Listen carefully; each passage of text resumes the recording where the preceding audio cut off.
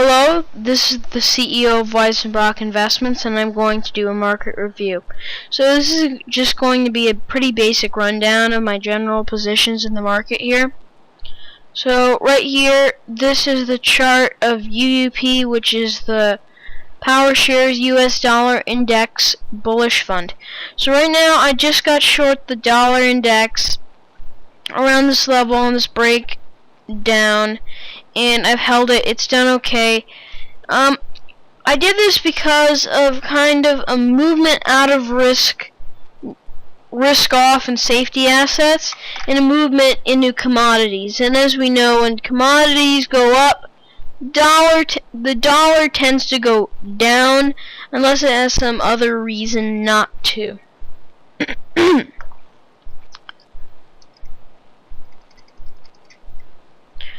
So as you can see, for most of the year, the dollar has been falling through this age, but it's been recovering okay. But now we see this recovery, little confidence in the Fed, but now we're just cracking down. Part of the reason for this is, as you can see, commodities are starting to go up. As you can see, this is the DBA. I got long DBA as money starts to move back into agriculture. For example, corn here, you can see is up. Soybeans is up. Wheat is up. Cocoa up. Pretty strong actually. And then sugar is weak. So as you can see, agriculture is actually doing pretty well. So I got long agriculture. I got long S&P, which you can see here. It's pretty obvious. I got long in this general area. And, you know, it's done okay. Same reason, just kind of more upside momentum than downside. I got long high yield for the same reason of risk, money moving into risk. A lot of my positions right now are just based off money flow from risk to into risk and from risk off. And I am short gold for kind of a hedge. It hasn't done too well. I kind of expected it to go down. I cut my position, but I'm not sure about the short. I'm probably going to have to replace it with something else.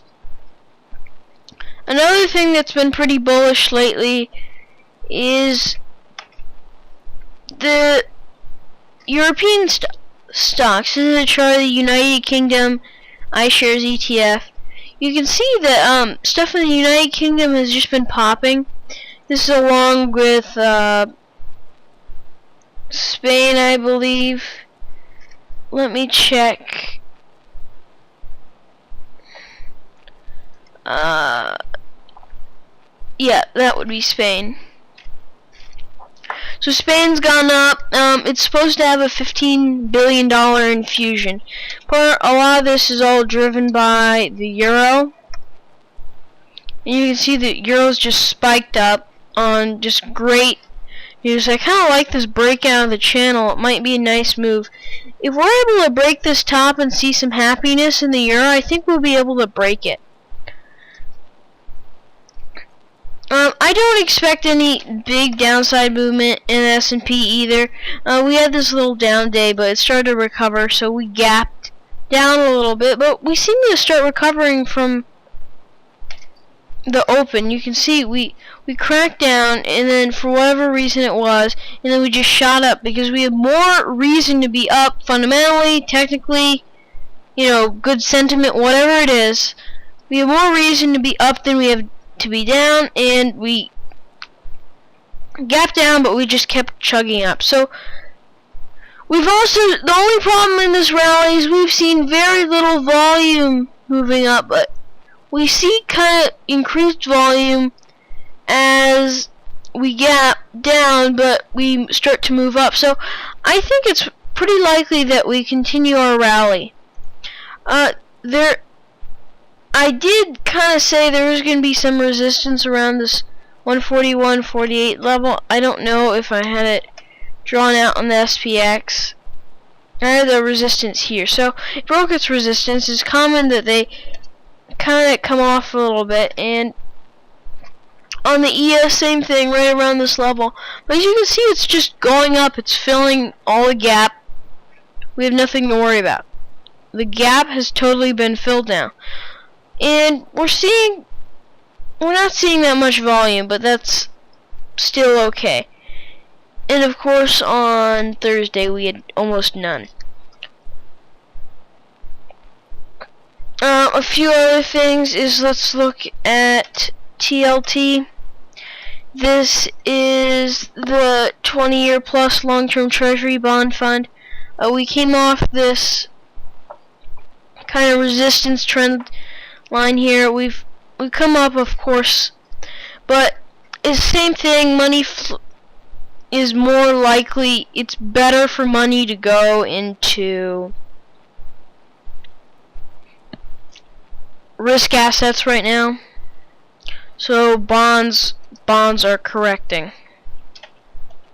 As you can see, they continue to correct, and there's some pretty nice correlation with the dollar in the bond market. So when the dollar is going up, the bond market will tend to go up also.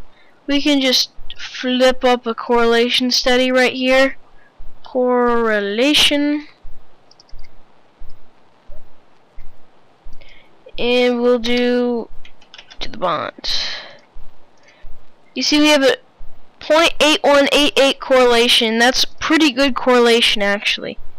So obviously they move together most of the time, and that's just something to be aware of as a certain market condition.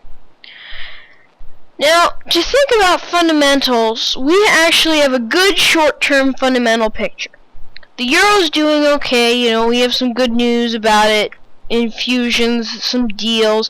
The only thing is, this didn't have too much of an effect, but the some sort of budget deal fell apart in the Eurozone. Not a big problem, because Greece and Spain is a big player. There's good sentiment in Spain. So the good sentiment in Spain is allowing the euro to go up, along with a good sentiment in Greece in hopes about that 15 billion euro infusion, which will allow Greece to survive longer. So, altogether, we don't have too much risk of the euro falling apart. And, you know, everything seems okay, actually. So if we take a look at, I can't look at this on the Thinkorswim platform, which is the only one I have open right now. But let's look at Spanish interest rates.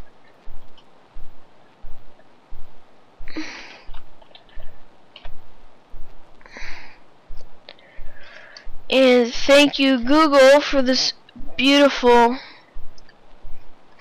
thing here that provides. So, okay, just for you guys to think about,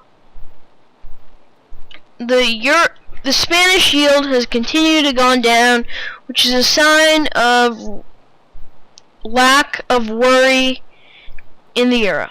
So, thank you for listening. I hope you enjoyed this video.